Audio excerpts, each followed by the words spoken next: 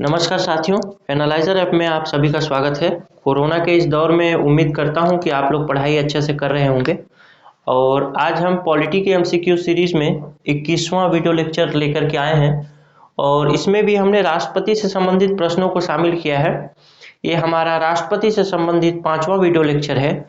इसमें राष्ट्रपति के कार्यकाल और अब तक किस तरह से राष्ट्रपति हुए, कौन से राष्ट्रपति कौन से क्रम में हुए, इस तरह के प्रश्न जो प्रीवियस ईयर में पूछे गए हैं वैसे प्रश्नों को इसमें शामिल किया गया है। तो आइए देखते हैं। ये जो वीडियो लेक्चर होगा वो काफ़ी फैक्चुअल वीडियो लेक्चर बोल सकते हैं, एक रिवीजन के तौर पे ले सकते हैं, लेकिन ज़रूरी है कि आप इसको याद रखें और चीज़ों को थोड़ा थोड़ा करके अपने दिमाग में डालते जाएं। आइए देखते हैं पहला प्रश्न। संसद के लिए राष्ट्रपति का अभिभाषण कौन तैयार करता है? तो आगे बढ़ने से पहले एक चीज़ बता दूं कि प्रत्येक वर्ष जब शुरुआत होता है वर्ष का, तो राष्ट्रपति का अभिभाषण होता है जो कि संसद की संयुक्त बैठक में रखा जाता है। पहले भी हमने संयुक्त बैठक की बात की थी। तो जो पहला बैठक होगा वो संयुक्त बैठक होगा और उसमें राष्ट्रपति अभिभाषण देते हैं जिसमें सरकार की नीतियों के बारे में और आगे सरकार किस तरह से कार्य करेगी इस सब विषय में चर्चा करते हैं। और इसका जो अभिभाषण तैयार करने की जिम्मेवारी होती है वो मंत्रिमंडल की होती है, यानी कैबिनेट की होती है, क्योंकि कैबिनेट ही वास्तविक कार्यपालिका है।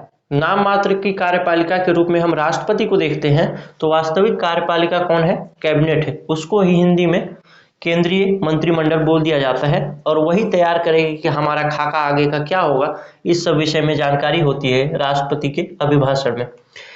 आइए देखते हैं अगला प्रश्न। नीचे दो वक्तव्य दिए गए हैं।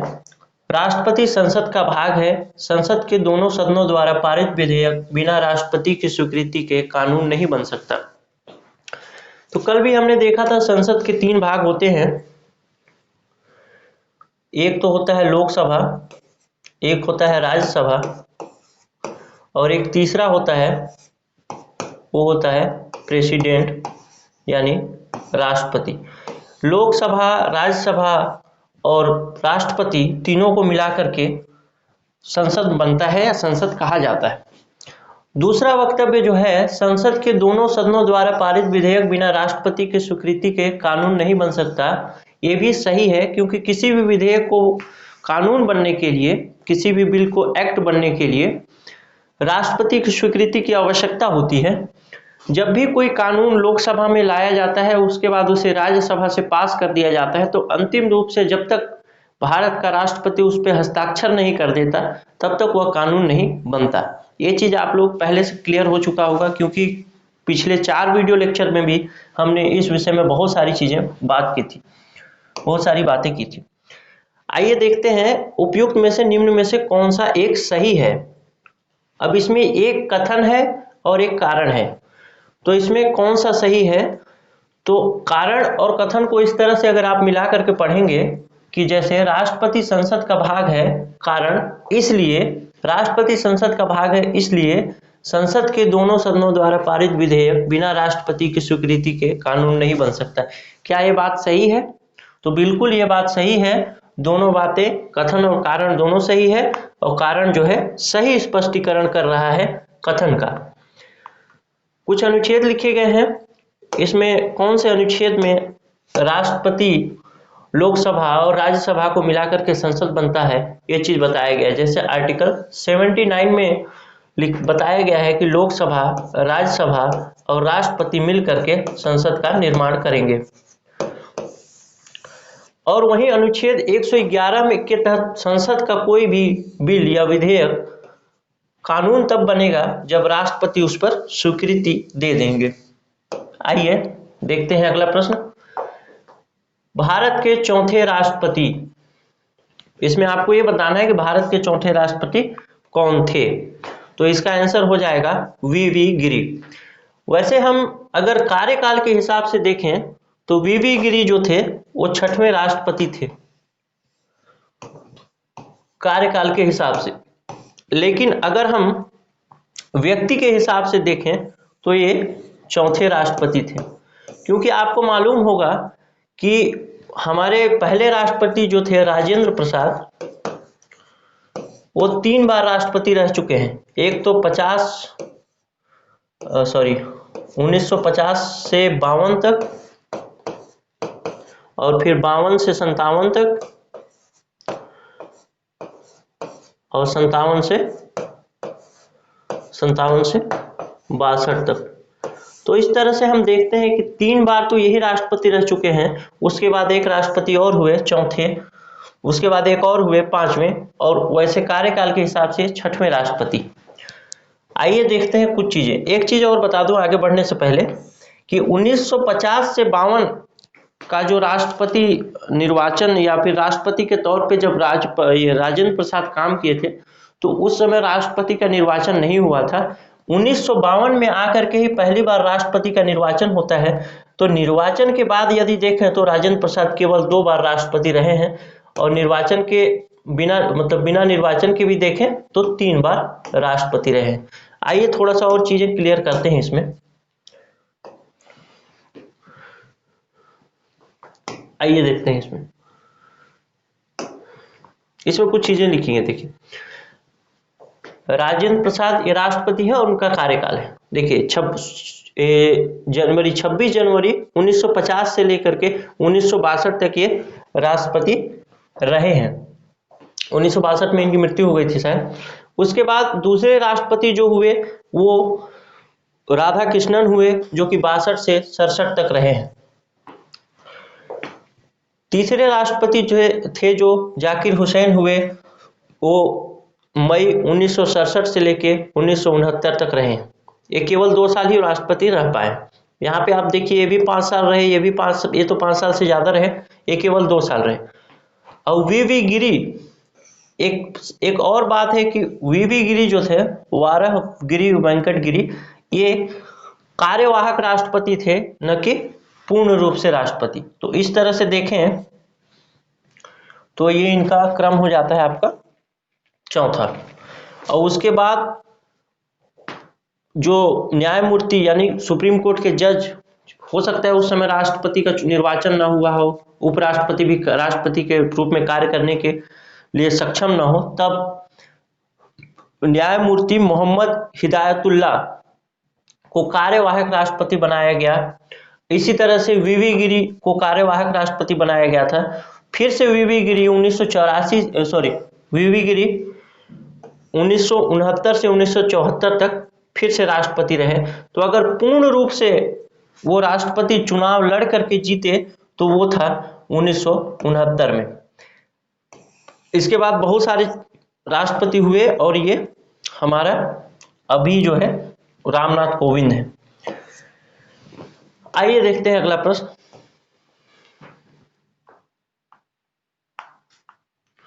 दो अवधि के लिए भारत के राष्ट्रपति कौन थे? तो इसका आंसर आपको मालूम होगा, डॉक्टर राजेंद्र प्रसाद। वैसे तो ये 3 बार रहे, लेकिन एक बार चुनाव नहीं हुआ था। 1950 से 52 तक कोई चुनाव नहीं हुआ राष्ट्रपति का, और उसके बाद जो है 52 में चुनाव हुआ, 52 से 57 और 57 से 62 तक राजेंद्र प्रसाद राष्ट्रपति रहे। आइए देखते हैं अगला प्रश्न। सर्वसम्मति से निर्वाचित भारत के राष्ट्रपति कौन थे? तो वो थे एन संजीव रेड्डी। ये 1977 से 82 तक रहे, और एकमात्र राष्ट्रपति हैं अभी तक जो सर्वसम्मति से यानी निर्विरोध चुने गए हैं। उनका कोई मतदान नहीं हुआ, सभी पक्ष मान गए कि हाँ इन्हीं को राष्ट्रपति होना चाहिए। वो कौन थे? एन संजीव रेड्डी। आइए देखते हैं जोड़ी मिलान वाला एक प्रश्न। ये राष्ट्रपति और राष्ट्रपति के कार्यकाल से संबंधित प्रश्न है, तो इसको देखते हैं। तो इसका हो जाएगा ए का 2, रुकिए थोड़ा कलम ले लूं। इसका हो जाएगा ए का 2, और उसके बाद बी का हो जाएगा 3, बी का 3। 1977 से 82 एन संजीव रेड्डी, अभी हमने चर्चा किया था। जाकिर हुसैन की बात करें तो हो जाएगा सी का 4, 1967 से 1969। ये 2 वर्ष के लिए रहे थे, अभी हमने चर्चा की थी इससे पहले। और वीवी गिरी हो जाएंगे आपके डी का 1, 1969 से 1974।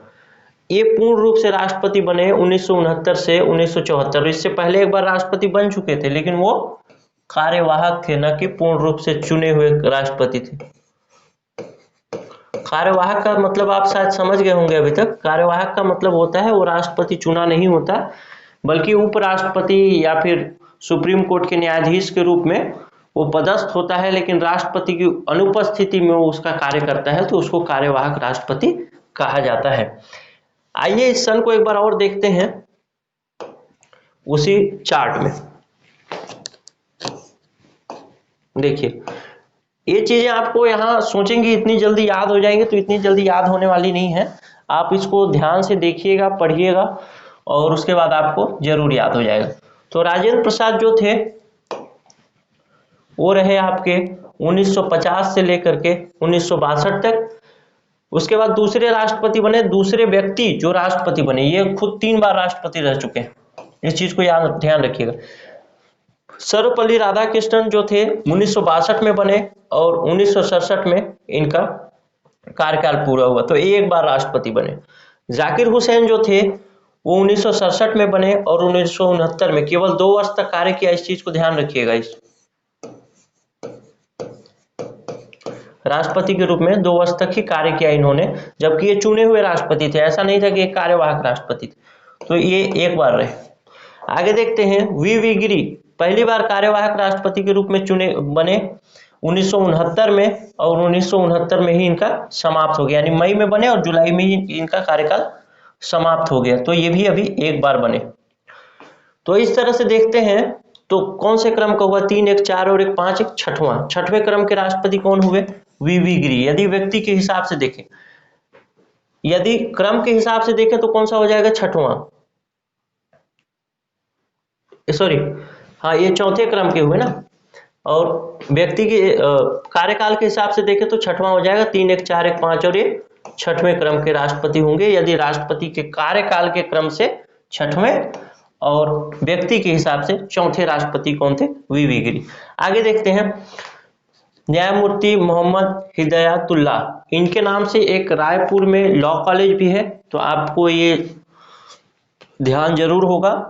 ये 5वें व्यक्ति थे जो राष्ट्रपति बने और दूसरे व्यक्ति थे जो कार्यवाहक राष्ट्रपति बने। पहले वी गिरी कार्यवाहक बन चुके थे, उसके बाद हिदायतुल्लाह साहब कार्यवाहक राष्ट्रपति बने। उसके बाद 1969 से 74 तक वी गिरी फिर से बने, जो कि पूर्ण रूप से राष्ट्रपति बने, चुनाव लड़के। उसके बाद फखरुद्दीन अहमद अली अहमद, जो कि 1974 से 77 तक रहे, केवल 3 साल। उसके बाद BD जद्दी 1977 से 1977, मतलब थोड़ा सा ही रहे, क्योंकि ये कार्यवाहक राष्ट्रपति थे। आइए देखते हैं आगे। नीलम संजीव रेड्डी 1977 में बने, इनके बाद चुनाव हुआ तो नीलम संजीव रेड्डी बने और 1982 में इनका कार्यकाल समाप्त हुआ। और नीलम संजीव रेड्डी पहले राष्ट्रपति थे जो कि निर्विरोध चुने गए थे, अभी हमने बात की। और उसके बाद 1987 से 1992 तक रहे 1982 से लेकर 1987 तक रहे आपके ज्ञानी जैल सिंह, और R वेंकट रमन रहे, जो देखिए एक चीज ध्यान रखिएगा कि इस टाइम के आसपास इमरजेंसी लगा था ना, तो ये चीज आपको ध्यान रखना है। 1974 से 77 पूछ सकते हैं आपसे इमरजेंसी के टाइम राष्ट्रपति कौन थे, तो आपका आंसर होना चाहिए कौन? फखरुद्दीन अली अहमद। आगे देखते हैं ज्ञानी जैल सिंह बने 1982 से 1987 तक। उसके बाद R वेंकट रमन बने 1987 से 1992 तक, और शंकर दयाल शर्मा 1992 से 1997, और KR नारायणन जो कि बने 1997 से 2002 तक। जो बच्चे 1990, 1991, 1993 में जन्मे होंगे वो KR नारायणन से राष्ट्रपति को जानते होंगे कि KR नारायणन हमारे राष्ट्रपति। उसके बाद KR नारायणन के बाद बने APJ अब्दुल कलाम, 2007 तक रहे, 2002 में बने। प्रतिभा देवी सिंह पाटिल जो कि बनी 2007 में और 2012 में रही, पहली महिला थी जो राष्ट्रपति के पद पर आसीन हुई थी भारत में। उसके बाद प्रणब मुखर्जी, जिनका देहांत अभी हाल ही में हुआ है, वो बने। और उसके बाद रामनाथ कोविंद बने, जो कि 2017 से बने हैं जुलाई, और इनके बाद 2022 में जुलाई 2022 में इनका कार्यकाल समाप्त हो जाएगा। तो इस चीज को भी आप याद रख सकते हैं, थोड़ा सा ध्यान देकर पढ़ेंगे तो ये चीजें याद रह जाएंगी। लेकिन कुछ कुछ चीजें जैसे कौन कब कब बना, कब वो हुआ, तो जो महत्वपूर्ण है, जैसे ये एन संजीव रेड्डी, ये महत्वपूर्ण इसलिए है क्योंकि ये महत्वपूर्ण इसलिए हो जाते हैं एन संजीव रेड्डी की पहली बार ये निर्विरोध बने, वीवी गिरी पहले बार कार्यवाहक राष्ट्रपति बने। तो इस तरह से आप याद रख सकते हैं, कुछ चीजों को याद रखेंगे तो आप जोड़ी आराम से मिला लेंगे। आइए देखते हैं, इसका ये डिस्क्रिप्शन होगा और आगे का प्रश्न देखते हैं। 7वां प्रश्न, निम्न में से कौन राष्ट्रपति होने से पूर्व भारत के उपराष्ट्रपति पद पर आसीन नहीं थे? तो जब भी आप राष्ट्रपति पढ़े तो उपराष्ट्रपति के बारे में भी, उपराष्ट्रपति के कार्यकाल कौन कौन उपराष्ट्रपति रहे वो चीज भी पढ़ लें। खैर ये पूछा गया यूपीएससी का क्वेश्चन होगा, लेकिन हो सकता है कि सीजीपीएससी में कभी फैक्चुअल क्वेश्चन पूछ दे पॉलिटिक्स से संबंधित, तो ये आपके काम आएगा। तो इसका आंसर हो जाएगा नीलम संजीव रेड्डी, एन संजीव रेड्डी। इसके बारे में अभी भी पहले बात हुई थी कि ये पहली बार निर्विरोध बने थे और ये पहले उपराष्ट्रपति नहीं थे जो कि राष्ट्रपति बने, पहली बार सीधे राष्ट्रपति बने मतलब। आइए देखते हैं, निम्न में से कौन सा राष्ट्रपति सर्वोच्च न्यायालय में उपस्थित हुए जब सर्वोच्च न्यायालय के राष्ट्रपति निर्वाचन विवाद पे सुनवाई चल रही थी? तो इसका आंसर हो जाएगा वीवी गिरी, और वीवी गिरी के बारे में हमने पहले पढ़ा भी है। लेकिन आइए देखते हैं क्या केस था जिसमें सुनवाई चल रही थी। देखिए ये मामला जो है 1969 का है। 1969 में वीवी गिरी राष्ट्रपति निर्वाचन में के लिए नामांकन भरा था उन्होंने, और भ्रष्ट आचरण के आरोप में विवाद हुआ और उसकी सुनवाई चल रही थी किसमें? सुप्रीम कोर्ट में। इस पे हमने पहले भी बात की थी कि सुप्रीम कोर्ट ही अधिकृत है राष्ट्रपति या उपराष्ट्रपति के निर्वाचन के संबंध में कोई विवाद होता है तो। उसका मैंने आर्टिकल भी बताया था, वो आप ध्यान से देखिएगा वीडियो, आपको जरूर समझ में आएगा। सर्वोच्च न्यायालय में उस समय न्यायाधीश कौन थे? एसएम सिकरी, मतलब जो पीठ बनी थी उसके अध्यक्ष थे। और कांग्रेस की तरफ से नीलम संजीव रेड्डी थे। जब चुनाव हुआ और 2 बार मतगणना हुआ, यानी दो राउंड का मतगणना हुआ जिसमें वीवी गिरी जीत गए, तब ये मामला चला था भ्रष्ट आचरण के कारण वीवी गिरी जी को सुप्रीम कोर्ट जाना पड़ा था। सुप्रीम कोर्ट इसलिए जाना पड़ा था क्योंकि इस विषय में सुनवाई चल रही थी। कभी इस विषय में आराम से, कभी खाली रहूंगा तो इसकी स्टोरी पर भी बात करेंगे, आप यकीन मानिए आपको सुनने में बहुत मजा आएगा। आइए देखते हैं 9वां प्रश्न, भारत के पूर्व राष्ट्रपतियों में निम्नलिखित में से कौन सा बिहार का उपराज्यपाल रह चुका?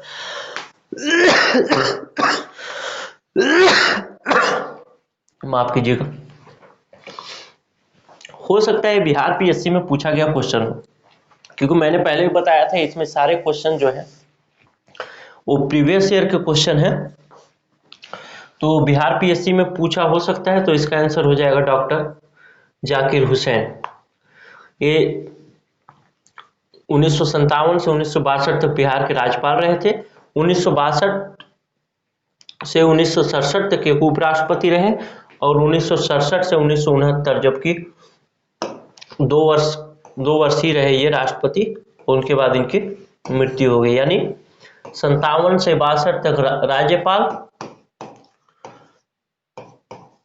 और उसके बाद उपराष्ट्रपति, और उसके बाद फिर राष्ट्रपति बने, और राष्ट्रपति पद पर रहते हुए ही इनकी मृत्यु हो गई जाकिर हुसैन साहब की। आइए देखते हैं 10वां और आखिरी प्रश्न, कौन सा कथन सही है? राष्ट्रपति पद के लिए प्रत्याशी की आयु कम से कम 35 वर्ष होनी चाहिए। क्या यह कथन सही है?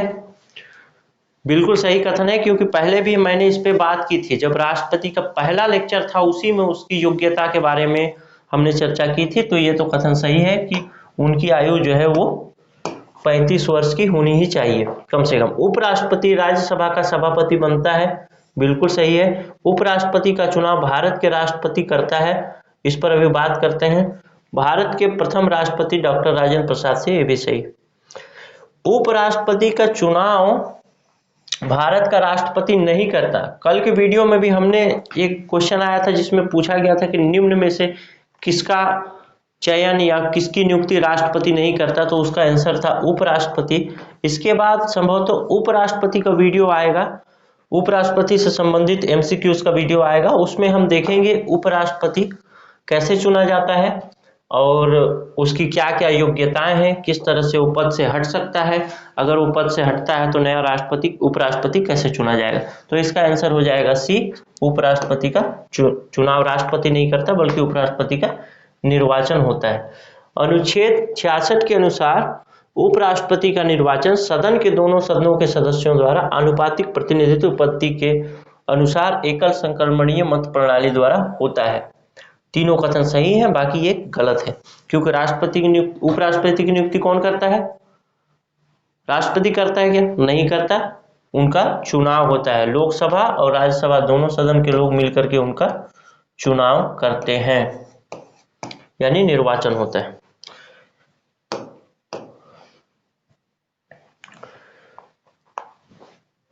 अगर आप सीजीपीएससी के लिए प्रिपरेशन कर रहे हैं तो हमारा वीडियो क्लास आ रहा है, आप उसमें ज्वाइन कर सकते हैं।